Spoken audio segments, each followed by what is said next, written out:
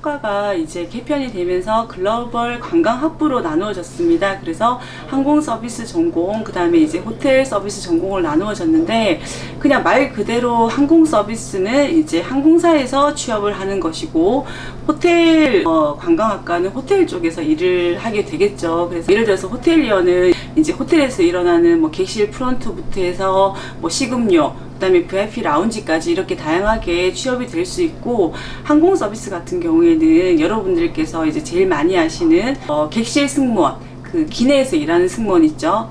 저도 대한항공 이제 객실 승무원 출신인데, 기내에서 서비스를 담당하는 승무원 있고, 그다음에 공항에서 여러분들께서 티켓 뭐 이렇게 발권을 한다든지 재물 찾을 때 수화물을 도와주는 이런 분부터 해서 공항 서비스가 있는데, 호텔리어와 항공 서비스의 제일 큰 차이점은 승객이나 이제 손님을 대상으로 서비스를 하는 건 같지만, 제일 큰 차이점은 승무원은 승객들의 안전까지 책임을 진다라고 생각하시면 되세요.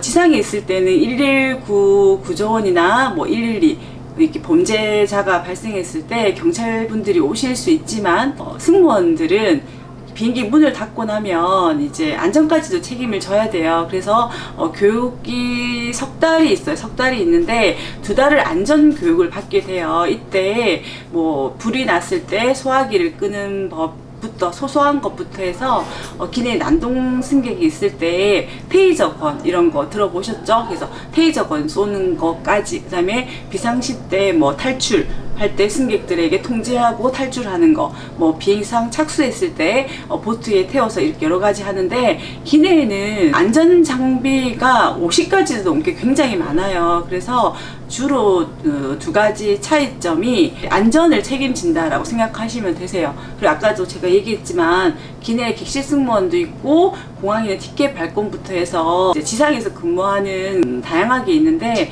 저희 졸업생 같은 경우에도 이제 항공 객실 승무원에 취업한 친구가 있고, 지상 직원으로 지금 근무하는 친구도 있고, 어떤 친구는 또 승객들에게 응대하는 예약 발권 그 센터에 또 근무하는 분이 있어요. 저게 2015년도에 생겼기 때문에 아직 졸업생이 많지는 않지만 다양하게 취업이 되어 있고, 또 4학년 때 약간 진로를 바꾸는 친구들이 있어요. 그래서 호텔에 근무를 하는 친구도 있고, 최근에는 이제 아무래도 서비스에 대해서 교육을 많이 받고 있다 보니까 은행장님, 비서라든지 해서 그런 서비스 분야에는 다양하게 저희가 진출하고 있습니다. 항공 서비스 학과지만 하늘에서 일하는 기내 승무원, 그 다음에 지상에서 일하는 공항 승무원부터 해서 서비스 분야에는 여러분들께서 다양하게 이렇게 진출할 수 있다고 생각하시면 되세요.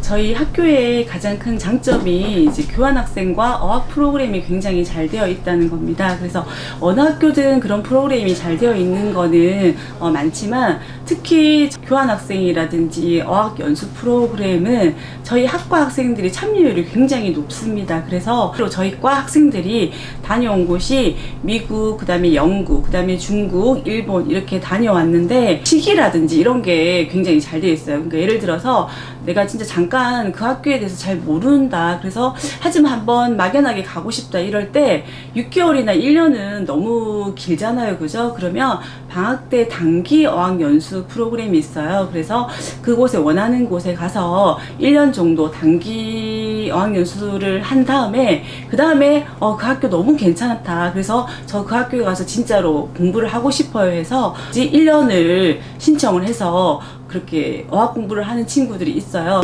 들어왔을 때는 별로 어학에 관심이 없었어요. 저희 학과가 이제 영어하고 중국어를 계속 매 학기마다 하는데 중국어에 좀 관심이 생긴 거예요. 그래서 이 친구가 이제 중국에 그 신천의 해양대에 1년 단기 어학연수 프로그램을 갔다 왔었는데, 갔다 와서 너무너무 좋은 거예요. 그래서 이 친구가 1년을 신청해서 가게 되었는데, 이제 코로나 때문에 못 갔어요. 근데 이거가 지나면은 이제 다시 활성화가 되면 갈 수 있을 텐데, 그 전에 이제 저희 학과 친구들끼리 한 달, 그 다음에 6개월, 그 다음에 1년 이렇게 해서 시기를 정해서 이렇게 갈 수가 있는데, 갔다 오면 좋은 게 뭐냐면 그 어학에 대한 자신감이 굉장히 많이 생겨요, 학생들이. 사실은 처음에 이제 여러분들께서 고등학교 졸업하고 이렇게 오게 되면 어학에 대해서 굉장히 고민이 많아요, 정말로. 진짜 잘하는 친구들은 이제 위에 빙산의 일각으로 조금밖에 없어요. 대부분 친구들이 거의 교수님 저 뭐 토익 시험 치면 신발 사이즈예요 이렇게 할 정도로 정말 정말. 그리고 저는 너무 창피해서 학원을 못 가겠어요 이렇게 얘기하는 친구도 있거든요. 그래서 혼자서 뭐 영어 단어를 조금 외워서 학원을 가야 될 것 같아요, 너무 창피해요 라는 친구들도 조금만 용기를 가지고 이제 교환학생이라든지 단기 어학연수를 갔다 오면 짧은 시간이지만 그 현지에서 현지어를 듣고 와서 이제 하기 때문에 그게 동기유발이 굉장히 많이 되는 것 같아요. 그래서 4학년 때가 되면 이제 토익 점수라든지 중국어가 어느 정도는 획득할 수 있을 만큼 실력이 되기 때문에 좋고, 그 다음 어느 정도는 자격증이 있어야지만 어학연수라든지 교환학생을 갈 수가 있거든요, 원래는요. 근데 이제 저희 학교에서는 만약에 중국을 간다 이러면은 거기 해당하는 뭐 2과목, 3과목 정도만 들으면은